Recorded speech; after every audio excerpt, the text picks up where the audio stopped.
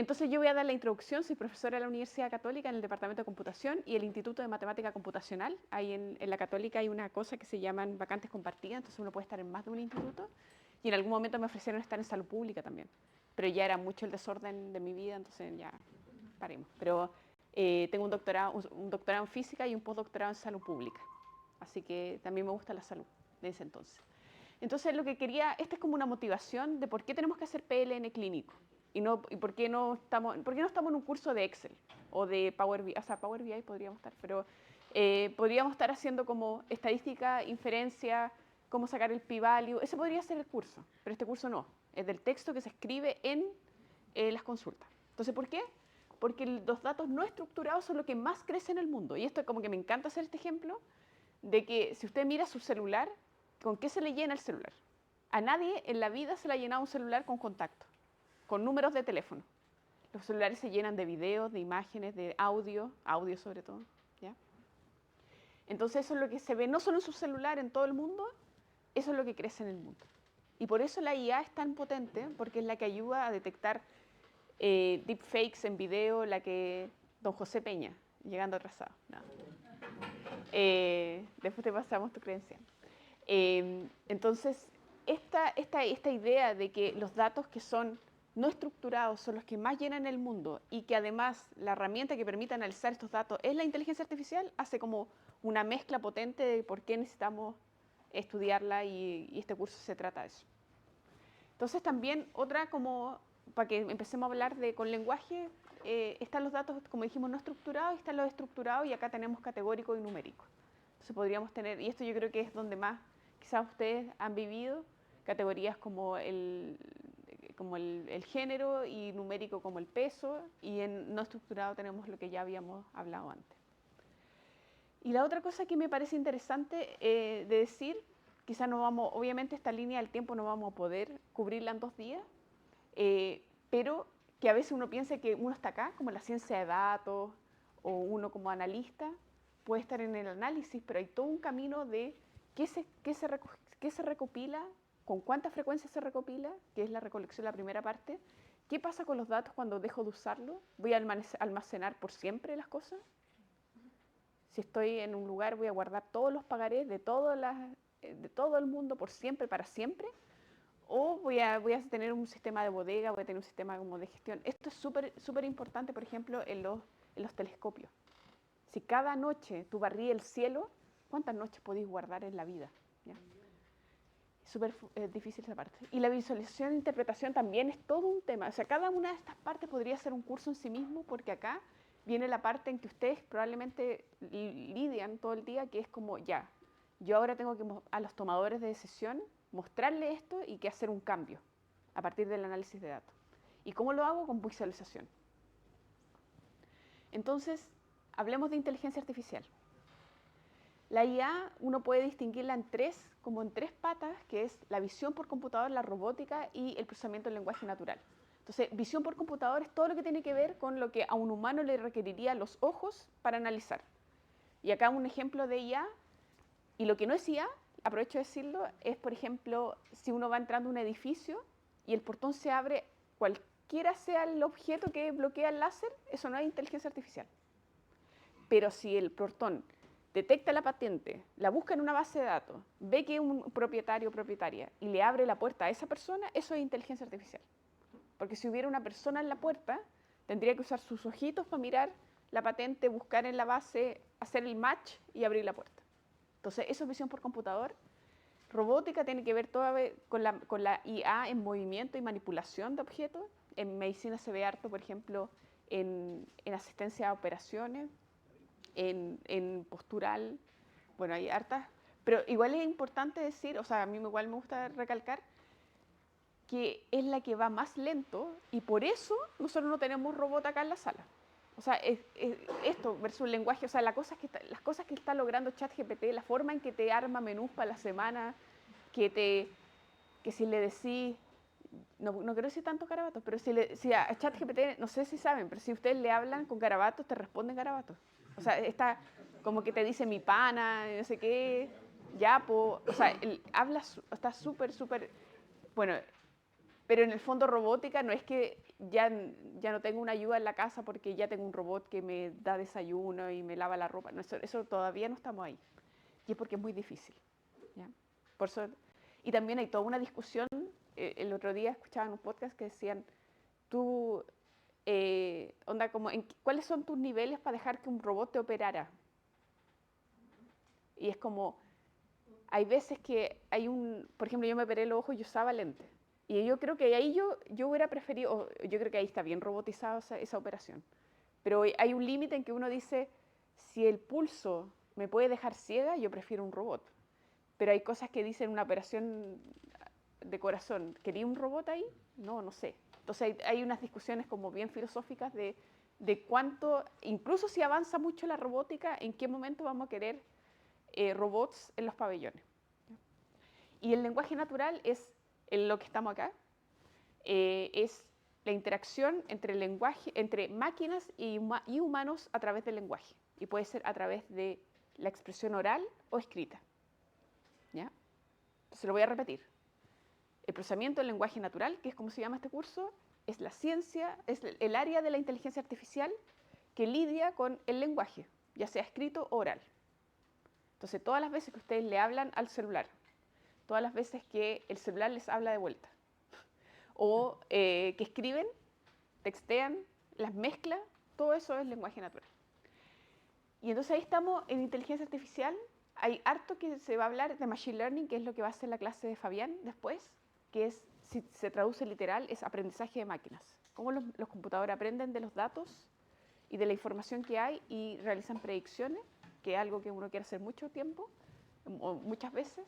Y el deep learning, que es una subárea de eso, que es cuando esa predicción se hace, o esa ya no es tanto la predicción, puede ser la generación de información, se hace con redes neuronales. Entonces es como una subárea. El punto es que esta ha sido muy exitosa y le ha ido muy bien, entonces como que todo parece que es con redes neuronales, cuando en realidad habían otro approach antes. Y en el curso vamos a ver ambas cosas. Entonces, esto es de un libro que a mí me gusta mucho, que habla de los datos, la interpretabilidad y la cantidad de datos. Porque uno podría decir, no sé si se han visto situaciones donde todo el mundo quiere como matar una hormiga con un tanque. Así como traigamos redes neuronales, traigamos no sé qué, y es como, y tenéis 3 datos. O sea, como, ¿cómo vaya a lograr eso? Entonces, en el fondo, cuando hay muy pocos datos, estoy hablando de muy poquitos datos, uno dice, pucha, ahí vivo en el mundo humano.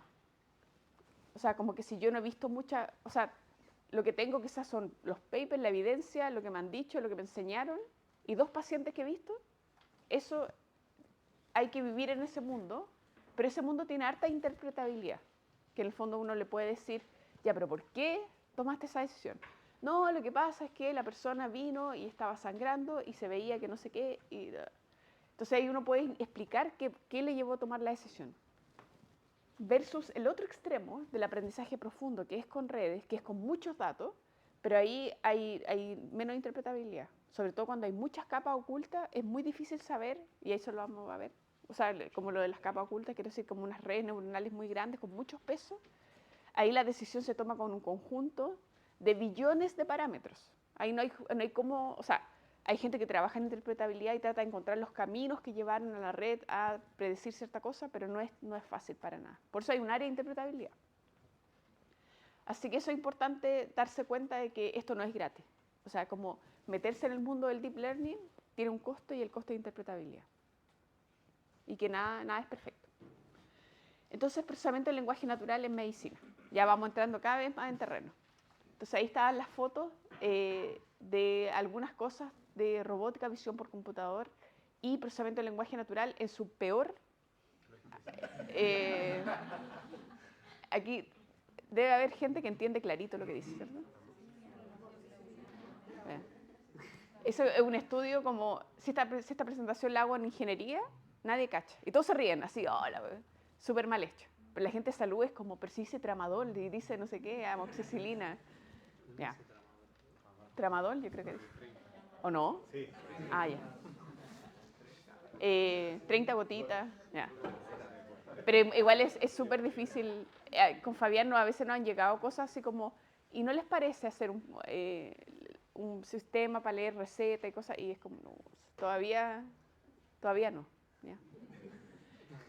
Todavía no ha avanzado mucho el procesamiento del lenguaje natural en letra manuscrita. Entonces, texto clínico.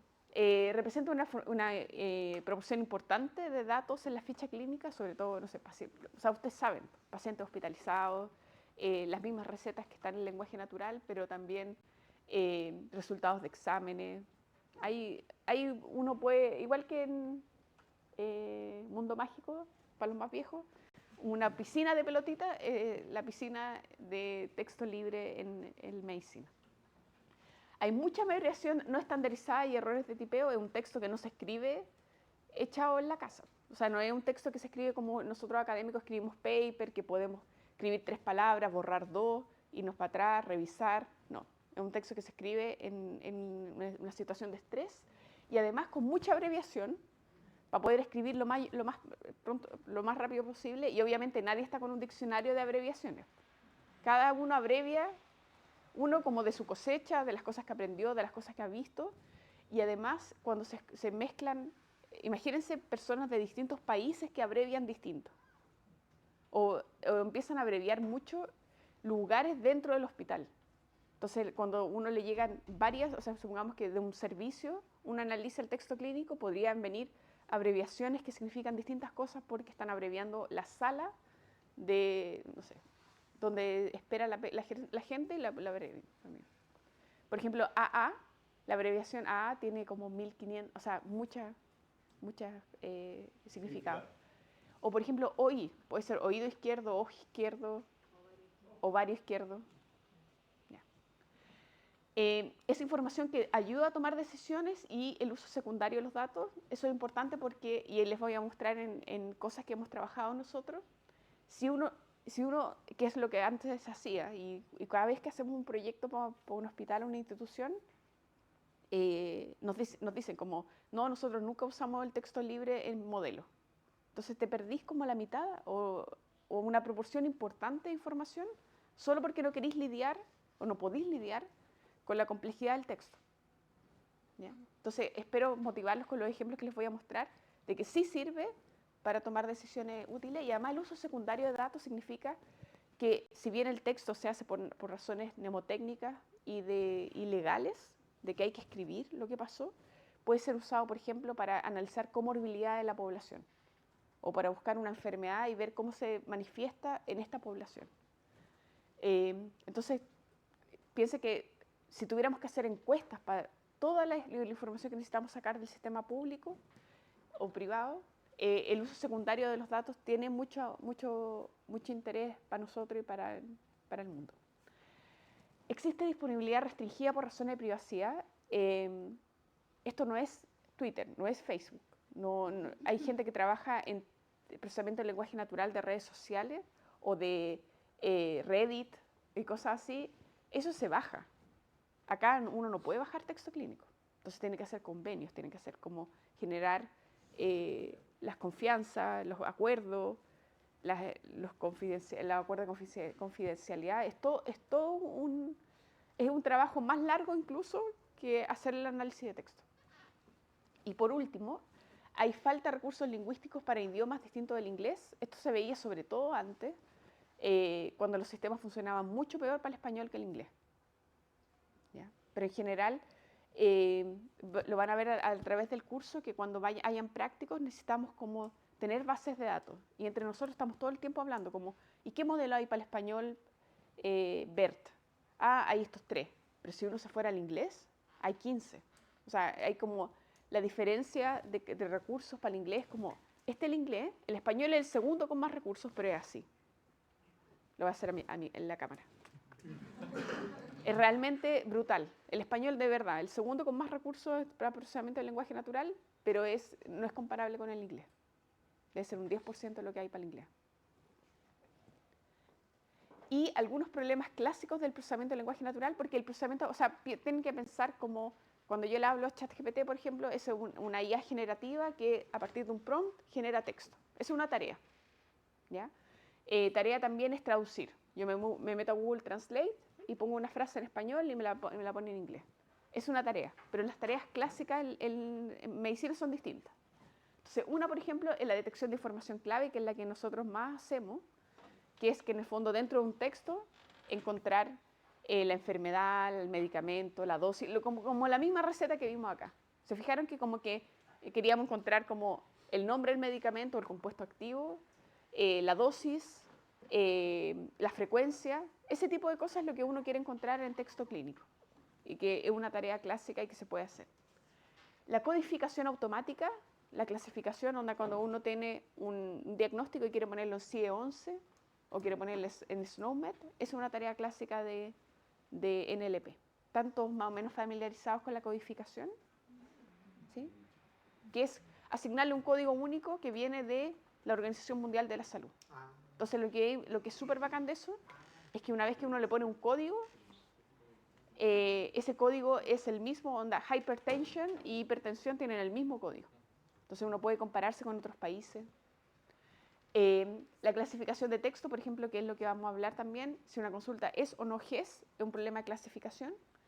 La selección de cohortes de pacientes similares, por ejemplo, preoperatorio, uno podría tener una descripción de paciente y podría decir estos pacientes se parecen, entonces los voy a analizar juntos, o voy a sugerir cosas que funcionaron bien para pacientes similares.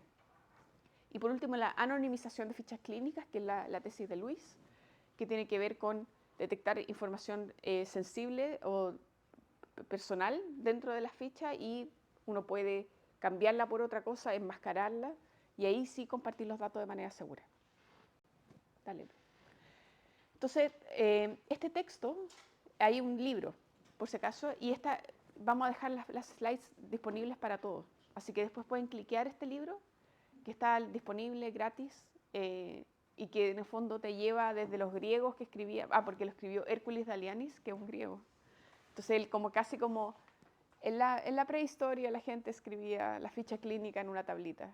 Entonces te hace una historia como de 1000 cosas, y de la privacidad, de los textos y todo, y hasta casos de uso. Y bueno, Hércules estuvo en Chile. Entonces si buscan en YouTube, hay una charla de Hércules en Casa Central de la Católica hace 2 años. Y ahora sí, proyectos que nosotros como grupo hemos realizado. La lista de espera en hospitales públicos, un problema así chico, como ven. Dale. Érase el 2018 y dale, Luis. Y yo venía llegando a Estados Unidos y estaba allá y me dijeron como, oye, ¿por qué no postulamos un proyecto como de alto impacto en Chile con un problema de salud donde ciencia de datos brille? Y yo, ya. Y yo en ese tiempo trabajaba más en obesidad. Entonces yo, obesidad. Y un médico que se llama Rodrigo Martínez me dice, no, lista de espera. Y yo, a ver, ¿por qué? Y me dijo, no. Y ahí empezó una larga, data desde el 2018 de mirar esta base de datos, que no sé si saben, pero da lo mismo donde, si se hace un CESFAM, un consultorio, la lista de espera, alguien entra en la lista de espera y eventualmente llega al CIGTE y llega en un Excel que es igual para todo el país. Entonces es un problema muy sencillo, si lo ven desde el punto de vista de interoperabilidad, no hay que ir a bucear en fichas clínicas, no hay que ir a como pedir permiso para cada uno de los hospitales, porque cuando llega centralizado, llega con un Excel que tiene estas columnas. O sea, tiene más columnas, estas son las que a mí me sirven, ¿ya? Tiene obviamente de qué hospital vino, a qué hospital va, los datos del paciente que no los pedimos. Entonces, esta historia comienza con que alguien me cuenta que se puede pedir por ley de transparencia, que es un documento público. Yo ese tiempo obviamente no sabía. Y ahí empezó, que terminó siendo la tesis de Fabián de Informática Médica, empezamos a conseguirnos la lista de espera. Y era como, parecía igual que la Teletón. ¿Cómo vamos en Arica? Llegó y nos mandaron, antes yo tenía un mapita de creo que ya no, me he puesto menos emocional con el tiempo. Pero había un mapita que mostraba todos los servicios que nos habían mandado datos. 3 servicios nos mandaron. Así que teníamos casi todo el país. ¿Y por qué este es un problema de procesamiento del lenguaje natural? Porque la sospecha diagnóstica, o sea, ¿por qué la persona estaba esperando la lista de espera está en texto libre? Entonces, el proyecto con Estados Unidos hizo esto, esta parte.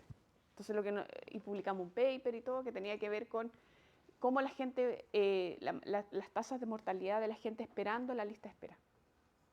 ¿Ya? Pero no sabíamos por qué estaba esperando. Entonces, ahí partió el trabajo que hemos realizado por muchos años. Entonces, la tesis de Fabián, que fue en un hospital en el Sótero del Río, ahí tenemos a alguien del Sótero. Ahí está. Tenía que ver con que había salido en la tercera una noticia que decía que se habían identificado pacientes GES en la no GES. Y teníamos la duda si había al revés también, pero que en el fondo podían haber pacientes mal clasificados. Entonces lo que hicimos fue, o lo que hizo Fabián en realidad, Arando, como él, Arando dijo la mosca, eso, ya, en fin, igual que el Chespirito, no sé. Entonces lo que había era la sospecha diagnóstica y la etiqueta. Se fijan, un problema de clasificación. Ortesis es GES. IRC, se fijan, IRC no es GES. Y así. Entonces la idea era generar un sistema que a partir de datos históricos y además revisado, en un momento lo hicimos con 3 personas distintas, agarraran 100 interconsultas y fueran clasificando GES no GES, GES no GES, 3 personas distintas, teníamos un patrón de oro, o sea, una lista bien revisada de qué era GES no GES y que el sistema aprendiera, el computador aprendiera y luego, antes de subir al SIGTE, antes de mandar el Excel a nivel central, la persona cargara este archivo y revisar y le diera una sugerencia, y esto es súper importante. El Fabián jamás cambió gente de la lista de espera, porque eso es ilegal. O sea, es un tete que uno no se quiere meter. Pero lo que sí hizo fue generar unos botoncitos acá, donde le sugería que había un error. O sea, en el fondo la gente decía, mira, acá hay una discrepancia. Pero la persona, el humano o humana, al final del camino podía decir, esto es GES, no GES, urgencia, procedimiento.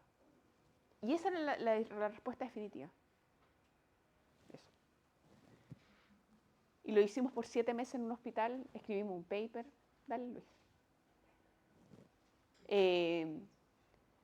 Y vimos que al final encontramos 40 personas. Pero era poquito. Imagínense, en 7 meses encontramos 40 personas mal clasificadas. Que alguien podría decir, pero son 40 personas. O sea, son 40 personas que pasaron por un camino que la sacamos del camino súper largo a un camino corto. Pero el volumen, yo ya no me acuerdo cuántos mandaban semanalmente el Sótero, pero o sea, estamos hablando de, no sé, 2% de error. ¿Ya? Así que muy poquito versus todo lo que se hacía. Ahí estaba el mapita. Entonces, si alguien tiene, esto es como, tienen que pensar que esta charla en general es bien académica, pero la lista de espera nos ha dado muchos papers porque en el fondo lo que hicimos fue, como son documentos públicos, sacando la información de los pacientes, que eso era lo que nos mandaban. Nosotros nunca tuvimos que anonimizar porque venía anonimizado desde la fuente. Entonces pudimos trabajar en muchos artículos, compartir con otra gente. El corpus de la lista de espera es conocido internacionalmente. Lo usan otros países que no tienen acceso a esto. Así que escribimos muchos papers y hicimos esto que se llama un corpus anotado. ¿Se acuerdan que les dije que había una tarea clásica que se llamaba reconocimiento de entidades nombradas? O sea, no le dije con ese nombre, dije reconocimiento de información clave. ¿Ya? Entonces, esta es la tarea. Se fijan, por ejemplo, ovario con 2 quistes, dice que el ovario es una parte del cuerpo, el ovario con 2 quistes es una enfermedad. No se alcanza a notar, pero la flechita del gris cubre todo esto. Hay una eco con una fecha que tiene anexo izquierdo con imagen ecogénica de aprox 3.5 por 3.1. ¿Se fijan? Como la idea es anotar esto se hace con un software, con humanos y humanas. Y esto sirve para 2 cosas. Una, que era en los tiempos nuestros que hacíamos esto, cuando no había IA generativa y la gente estaba usando, pre-ChatGPT, pre esas cosas, esto servía para entrenar modelos. Quiere decir que los computadores lograban después ver un ovario y decir, es una parte del cuerpo. Y lo que es más interesante es ver después apéndice y decir es una parte del cuerpo, aunque nunca la hayan visto. Como que los computadores aprenden a decir, ¿sabéis qué? A partir del contexto, yo sé que está hablando de una parte del cuerpo, aunque no la haya visto. Y la otra cosa, entonces, para entrenar, uno quiere poder predecir que cada palabra o token, hay una palabrita que se llama token en procesamiento de lenguaje natural. ¿Y por qué? Porque no es que queramos no decir palabras, sino que el punto, la coma, el X es también un carácter que también se llama token. ¿Ya? Entonces, en fin. Pero digamos que a cada token o palabra, en este caso, que lo estamos mirando, uno se hace la pregunta, ¿esto es o no es algo? Entonces, por ejemplo, la X aquí es una abreviación. Ovario es tanto una parte del cuerpo como parte de una enfermedad. El con es parte de una enfermedad, el 2 es parte de una enfermedad, el quiste es parte de una enfermedad. Usuari es nada. Término es nada. De 4 meses es nada. ¿Ya? Alguien me podría decir, oye, pero ¿por qué 4 meses nada? Si es como la duración que la gente ha estado tomando algo, es porque nosotros tuvimos que decidir qué cosas anotábamos y qué cosas no. Es una decisión del equipo de trabajo. Porque en el fondo, imagínense si uno hiciera una guía de anotación enorme, donde tengo todas las entidades del mundo, no termino nunca de anotar esa cuestión. ¿Ya? Entonces tuvimos que tomar una decisión como ya, ¿qué corp? Y lo hicimos como mirando también lo que había internacionalmente. Clásicas anotaciones son las enfermedades, las partes del cuerpo, los medicamentos. Y después si uno quiere imagínense que hay un proyecto especial de interacción de medicamentos. Ahí uno quiere anotar compuesto activo separado, quiere anotar la frecuencia, la cantidad del medicamento. Ahí depende del proyecto que uno tenga, es lo que anota. Les voy a mostrar un ejemplo de oncología y ahí anotamos otras cosas. Pero entonces, como para que vayamos viendo esto como si fuéramos un computador, tienen que pensar que esta anotación que ahora se ve con colorcito y bonita, al final del día es lo que yo les decía. Cada palabra uno sabe a qué entidad pertenece, si pertenece a alguna.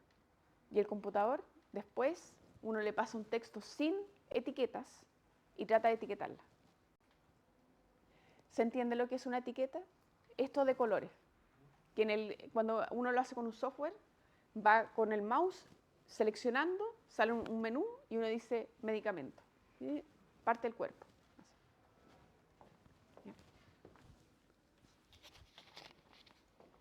Puede empezar. Voy a hacer preguntas al final, pero si alguien tiene una pregunta ahora, también puede hacer. Un montón de preguntas.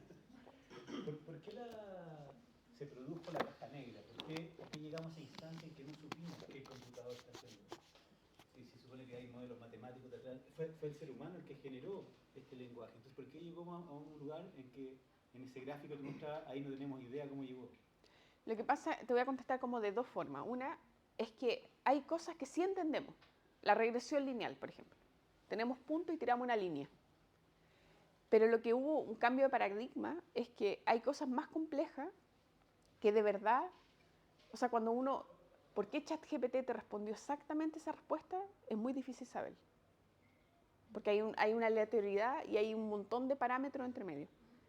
Uno podría quedarse en el mundo de la regresión lineal porque la entendemos. Y hay un paper famoso que dice eso en los 80. En algún momento hubo una bifurcación que tuvimos que elegir entre mejores modelos, pero menos interpretables, o seguir con lo interpretable para poder seguir interpretando bien lo que hacíamos. Y ahí la gente, la comunidad científica decidió irse por los mejores modelos. O sea, en el fondo era más rentable poder hacer un hoyo y escarbar y encontrar oro, no sé cómo, pero funcionó, versus tener como, estas son mis variables y yo voy a hacer una regresión lineal o logística para poder obtener dónde el punto de excavación. Pero es una decisión como, hubo un momento en la historia en que la gente tuvo que tomar esa decisión. Es que es sorprendente en el sentido de que lo creamos los humanos y se nos fue de las manos. Pero depende, porque en el fondo el computador puede, igual que en la tesis de Fabián, uno podría decir, oh, pero es que Fabián perdió, o la gente del Sótero, y no sabe exactamente por qué dijo Ortesis que era GES y no GES. pero cuando hay una humana al final del camino que dice, ¿esto es GES o no GES? No ha perdido el control. Quizás no sabemos exactamente cómo se hizo la predicción, pero mientras el algoritmo, el computador no se tome el sótero y empieza a mandar a gente a listas de espera, no estamos perdiendo el control. Esa es mi visión. Y que los humanos se equivocan igual. O sea, un humano cansado se equivoca más que una máquina. ¿José? Claro, y debajo del sótero, porque seguir esperando el sótero, en el fondo, no solamente en el sótero, cuando uno está en cualquier servicio, que sea chico, ya tenga tanta gente, en realidad no tiene ningún control sobre lo que hacen los médicos, ya escriben, cuando uno toca revisar fichas por cosas como la investigación que hacemos antes los doctores, que esta cosa como la perspectiva, la ficha, te das cuenta que hay médicos que no sé, se pueden pasar 5 años, pidiendo la misma cosa escrita al paciente, como que en realidad la salud, la información no está para nada estandarizada, seguramente yo sé que sabe mucho más que yo de la cosa técnica detrás, pero en la que son un poco las relaciones del registro médico y no sé, le ponen de jefe de esas unidades, se me acaba de preguntar para no pegar en el puro hospital público, acaba de preguntar en la red UCEP, el cáncer UCEP. Trabajo en la parte de formación de oncólogos médicos, necesitamos saber cuánta gente se trata con los distintos tipos de cáncer por año en los últimos 5 años que centro grande, privado, de todo armado. Y no lo saben, no tienen datos, habría que verlo, tratar de meter 700 personas que no lo sabemos, la verdad, habría que ir a revisar, quizás el desastre. Sí, y otra pregunta para no... Hablaste de CIE 11 y de Snowden. ¿Y quién va a definir finalmente si nos vamos a seguir quedando con CIE 11? ¿Es una cosa política? ¿O vamos a hacer algún estudio que nos diga que en realidad Snowden es mejor que CIE 11? ¿Cuándo se va a tomar esa decisión? ¿Ah? Sí, todavía estamos con CIE. Sí, pero yo justo vi hoy día, Jorge Pacheco, el director del DEIS, puso un paper hoy día en Instagram acerca del CIE-11, que ellos trabajaron en CIE-11. Las políticas vitales ahora se están haciendo en un CIE-11. Sí. La mortalidad se está analizando en un CIE-11. La mortalidad es lo primero que pasa. Pero la pregunta es, ¿por qué se quiere en CIE 11 o CIE 10? Y aparece este nuevo modelo muy impulsado por Argentina, el Snowden, ¿no es cierto? Y que parece que es mejor porque es más fácil. Pero ¿cuándo se toma ese decisión? Porque finalmente cambia la regla, cambia... Sí. Bueno, es una tarea clásica en el EP clínico también, como la conversión de códigos de un lado para otro. Sí, más estadístico. Esa es la gran diferencia, por eso el médico siempre va por el fondo. Porque le da más herramienta al clínico, pero el CIE le da la herramienta al estadístico, que es el DAIS en este caso. Exacto, y por eso hoy en día en el DAIS se está pidiendo el CIE y todavía no se cambia el nombre, pero el clínico siempre te pide en su sistema para poder interpretar los diagnósticos el software. Además, el CIE-10, el mecanismo de clasificación del CIE-10 no da cuenta de la multimodalidad. El mecanismo de codificación que tiene el CIE-11 contempla una serie de otras variables que es mucho más rica, por ejemplo, y además nosotros estructuralmente, bueno, en Latinoamérica no es tan malo en el concierto, pero hay lugares donde tenemos un 20% de certificados de defunción con enfermedades mal definidas. Entonces la decisión también de pasarse a CIE-11 es tener mejor calidad de los diagnósticos de defunción, porque eso responde también a políticas del OCDE, de qué sé yo, de cuestiones más internacionales, no es que a nosotros se nos haya ocurrido. Y entender por qué no estamos viendo la pena. También, porque hay otras cosas que, por ejemplo, el tema de las causas, la causa secundaria. Entonces, ese es el gran problema, porque tienes solo una causa primaria, que puede ser la causa de muerte, la causa de consulta, pero no es la causa principal de un problema de salud. Por eso el CIE-11 es lo que hay que empezar a ver. Sí, más completo. Hay un curso gratuito. Si quieren, el paso en la red. Sí, pero Bueno, chiquillos, vamos a seguir, pero esa es la gracia de tener cursos así, pues, donde la gente contesta las preguntas entre ustedes. Ya, entonces había muchas cosas que anotamos, como les decía, es muy difícil anotarlo todo, pero en particular nosotros nos dimos algunos gustos, por ejemplo, anotar si habían cosas pendientes, porque era una lista de espera. Entonces, si alguien decía esperando endoscopía, poníamos endoscopía, procedimiento pendiente. Dale, Luis. También, Fabián, y esto con el DAIS, hicimos, dado una sospecha diagnóstica, NER es Name Entity Recognition o reconocimiento de entidades nombradas, que es justo esta tarea que, dado una palabra, o sea, dado una frase, uno encuentra qué cosa clave se mencionó. Y entonces, por ejemplo, decía nefropatía en estudio, ahí detecta nefropatía. En estudio era como que lo deja. Y después con un buen buscador que tenía como... O sea, algo que es difícil acá es cuando hay una abreviación, compararla con un texto muy largo. Entonces había que tener un diccionario de abreviaciones, sinónimos, había que tener una maquinaria importante acá. Le pudimos poner el código 289, N289, a nefropatía. Entonces lo que hicimos en este paper, que si alguien lo cliquea lo puede ver, es que toda la lista histórica de listas de espera, la histórica, 25 millones de interconsultas desde que se armó el GES, no GES, le pusimos código de CIE 10.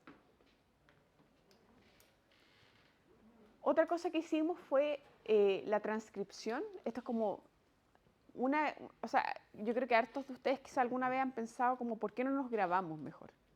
En vez de estar escribiendo, uno podría dictar cosas. Y en particular, Michael es dentista, igual que Fabián, y con Fabián codirigimos a Michael de que él trabajaba en una clínica odontológica, pero como en la playa. Estaban muy solos con su esposa.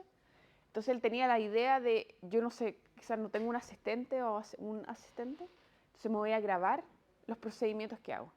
Entonces esa fue su tesis de magíster en informática médica, que había una transcripción inicial, por si acaso cada vez que uno dicta cosas, eso se transcribe y se analiza como texto. ¿Ya? Como que el texto y el audio van con caminos distintos y después van y se juntan. Entonces una vez que se grababa y se transcribía, se podía aplicar la misma maquinaria anterior que les mostré de detección de enfermedades, parte del cuerpo, medicamentos, y te lo ponía en una tablita y uno podía hacer copiar y pegar. ¿Ya? Entonces ese fue un proyecto para el que ganamos unos fondos, pero igual quedó un poco ahí. Y eso yo creo que pasa porque en la academia tenemos que hacer clases, guiar estudiantes, y no somos tan como de armar startups y negocios, como que nunca terminamos de hacer ese negocio, de alguna manera. Texto oncológico. Hay gente de la FALP acá. ¿Quiénes son de la FALP? Yo justo agarré tú, entonces yo pensé que estaba lleno de gente de la FALP.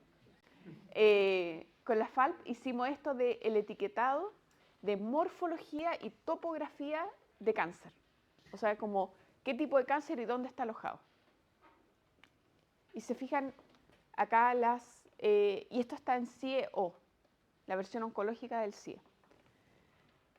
Y se fijan acá, lo que fue interesante fue dos cosas, que para este trabajo usamos una base de datos española mezclada con la de la FALP. Y en este paper dice under review, mentira, eso ya está listo. Lo voy a cambiar cuando se las pase. Que hay toda una discusión de cuán parecido es el lenguaje clínico aquí, en España, en Perú, en Bolivia, y lo que había una intuición que decía quizá el lenguaje APS no es tan parecido porque las abreviaciones, porque los problemas, porque la forma en que tratan, no sé qué, quizás no hemos mirado, pero quizás no es tan parecido, pero ya a nivel secundario o ya a nivel como de especialidad, en este caso oncológica, sí se parece. Entonces, eso es lo que testeamos. Y la otra cosa que testeamos es cuán bien le iba al modelo de la lista de espera aplicada en texto oncológico. Lo voy a decir de nuevo. Cuán bien le iba a un modelo que identificaba partes del cuerpo, brazo, pierna, no sé, ovario, cuando tenía que mirar cosas más chicas en los textos que aparecían acá. Más chicas como fisiológicamente. Tiroides, mucosa, no sé. y lo que vimos que le va bien. Que igual, o sea, que los modelos son capaces de aprender de nuevo del contexto y de la forma en que está escrita la cosa. Es como, no sé exactamente qué es, pero sé que es una parte del cuerpo. Vale. Y también hicimos esto también es de informática médica de la Chile. Yo antes era profe de la Chile. Hace 3 años que estoy en la Católica. Lo que era detectar si había metástasis o no en texto. Si fijan, M0 que no hay metástasis, M1 que hay metástasis. Entonces eso también fue una tesis, eso también es una tarea que uno puede trabajar con procesamiento del lenguaje natural.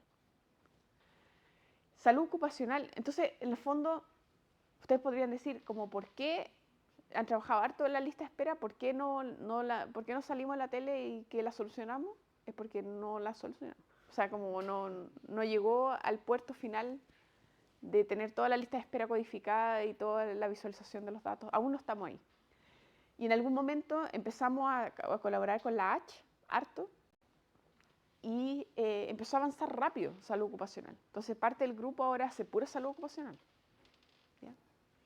Entonces en particular, Claudio y Luis trabajan con datos de la H, pero Claudio va a estar hoy día está Claudio, lo van a conocer,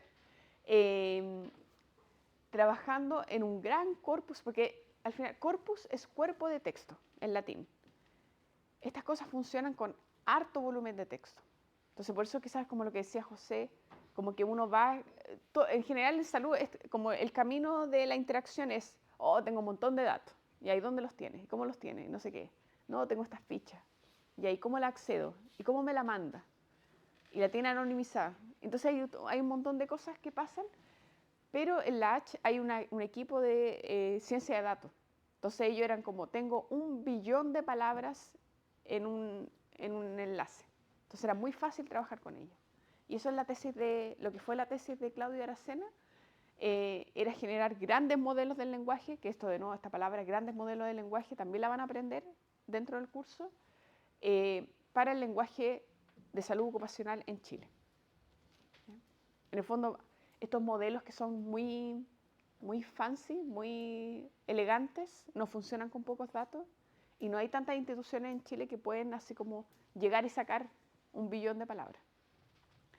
Y la otra cosa que hemos hecho, esto de privacidad, que es lo que les contaba que Luis es su tesis de doctorado, que uno puede ir distinguiendo qué información privada se va mencionando a los pacientes o personal, y uno puede poner una máscara o puede poner una pseudoanonimización.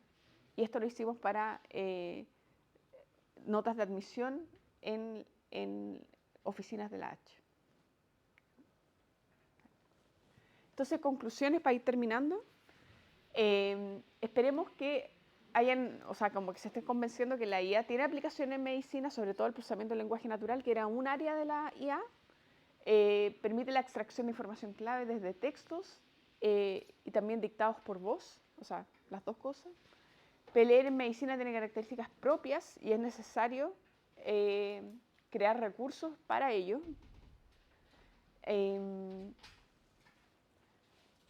Para apoyar el uso en países sobre todo que no hablan inglés.